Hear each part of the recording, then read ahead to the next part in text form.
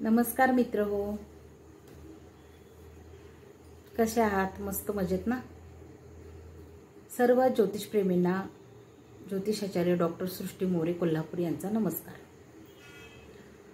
आपण एक कोल्हापूरमध्ये 14 जुलैला वास्तुशास्त्राचा ॲडव्हान्स वास्तुशास्त्र वर्कशॉप अरेंज केलेला आहे। बारामतीचे सायंटिफिकरित्या वास्तुतज्ञ श्री विकास गणवते या सरांचा क्लास आहे। त्यांनी आतापर्यंत खूप ऑनलाइन ऑफलाइन क्लासेस केलेले आहेत, भरपूर विद्यार्थी चांगले घडवलेले आहेत आणि त्यांचा उपयोग आम्हालाही व्हावा म्हणून आम्ही कोल्हापूरमध्ये त्यांचा एक वर्कशॉप ठेवलेला आहे। तुम्ही सर्वांनी नक्की याल व शिकण्याची उत्सुकता ठेवाल ही आशा करते।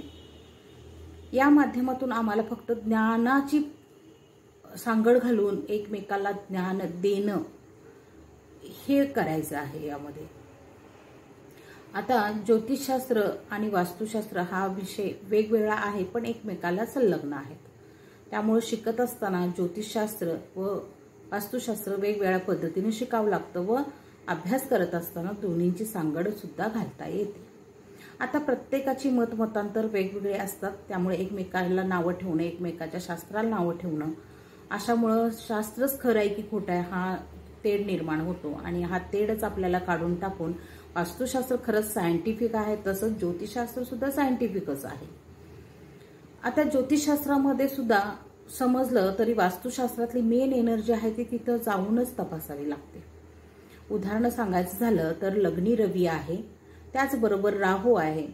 हा रवी आणि राहू समजा जलराशीत असेल, अग्नी राशीत असेल, पृथ्वी राशीत असेल म्हणजेच फलादेश बदलला, पण बऱ्यापैकी राहू लग्नी आले तर मात्र पूर्व दिशा ही खंडित असते। त्यामुळे त्या कुटुंबातील लोकांना मान सन्मानात किंवा अर्निंग मध्ये प्रॉब्लेम येतो, नोकरी व्यवसायामध्ये प्रगतीला प्रॉब्लेम येतो। म्हणजे तुमची पूर्व दिशा ही सरळ करणं गरजेचं असतं। याचाच अर्थ काय तर जी दिशा ओपन आहे त्या दिशेचा स्त्रोत त्या घरामध्ये असतो व तुमचा रवी आणि राहू खराब झाला किंवा रवीने राहू खराब झाला म्हणजे तुमची पूर्व दिशा ही ब्लॉक झाली। म्हणून मानसन्मानामध्ये आर्थिक स्थैर्य नाही, अशा गोष्टी होऊ शकतात। आता दुसरं उदाहरण सांगायचं म्हटलं तर चंद्र हा वायव्य दिशेचा आहे वास्तुशास्त्रानुसार आणि कुंडलीमध्ये चतुर्थ स्थानाचा चंद्र आहे। आता ह्या चंद्राबरोबर राहू आला, चंद्र ज्या स्थानामध्ये पडलेला आहे, जिथून पडलेला आहे तिथं पापग्रहाने पीडित पडला असेल तर मात्र वायव्य दिशा निश्चितच खराब असते, म्हणजेच उत्तर दिशेचा स्त्रोत सुद्धा खराब झाला। अशा वेळेला मानसिकता खराब राहणे, समजा तिथे जर अग्नी असेल, वायव्य दिशेमध्ये जर अग्नी असेल तर पाण्यामध्ये अग्नी टाकल्यासारखं होतं आणि त्यामुळे तिथील त्या कुटुंबातली लोक सतत आजारी पडणं, औषधावारी पैसा जाणं, त्यांची मानसिकता खराब राहणे, कुटुंबात एकोपा न राहणे, भाजणे, कापणे अशा वाईट गोष्टी सुद्धा अनुभवायला मिळतात। काही वेळेस सुसाईड केसेस अनुभवायला मिळतात। म्हणजे ज्योतिष आणि वास्तूची सांगड ही योग्य घालता येणं गरजेचं आहे।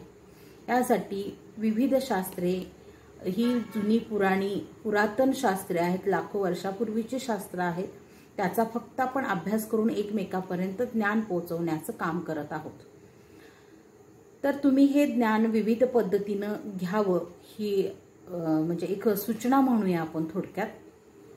तर तुम्ही आमचा वर्कशॉप अरेंज कराल नक्की 14 जुलै 2024 ला हॉटेल रिद्धांत कोल्हापूर CBS पासून जवळ। धन्यवाद।